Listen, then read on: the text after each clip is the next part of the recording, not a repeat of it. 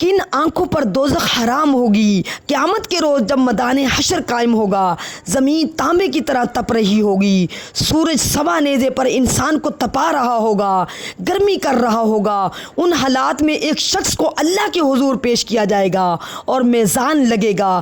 ایک پلڑے میں اس کی نیکیاں رکھی جائیں گی، دوسرے پلڑے میں اس کے گناہ رکھے جائیں گے۔ اس کے گناہوں کا پلڑا بھاری ہو جائے گا، اس کی نیکیاں ہلکی ہو جائیں گی، اس کی نیکیاں ہلکی پڑ جائیں گی۔ اللہ فرشتوں کو حکم فرمائے گا، اس کو اٹھا کے دوزخ میں ڈال دو۔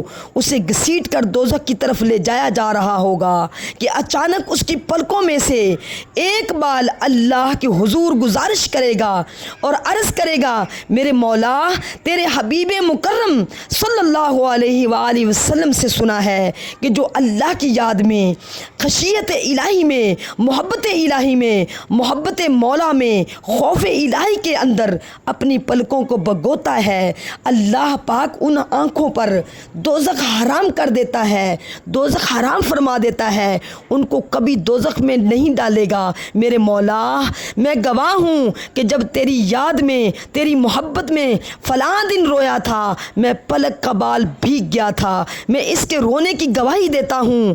اللہ پاک فرشتوں کو حکم کرے گا، اسے روک لو۔ ہاں، یہ بال سچ کہتا ہے، یہ فلاں دن میری محبت میں، میری خشیت میں، میری یاد میں رویا تھا۔ میرے محبوب نے بھی سچ کہا کہ جو میری یاد میں روتا ہے، میں اس کی آنکھوں پر دوزخ حرام کر دیتا ہوں۔ اللہ پاک فرشتوں کو کہے گا، اس کو دوزخ سے ہٹا کر جنت میں داخل کر دو۔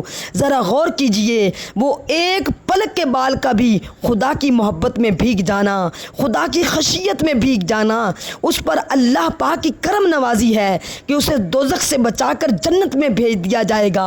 اور اگر ہر رات اس کی خشیت میں، خوف الہی میں، محبت الہی میں ریاضت، مجاہدہ، مناجات اور گریہ زاری میں گزار دے تو ذرا سوچئے، رونا ہماری زندگی میں ہمیں دوزخ سے نجات کے لیے کتنا مددگار ہو جائے گا۔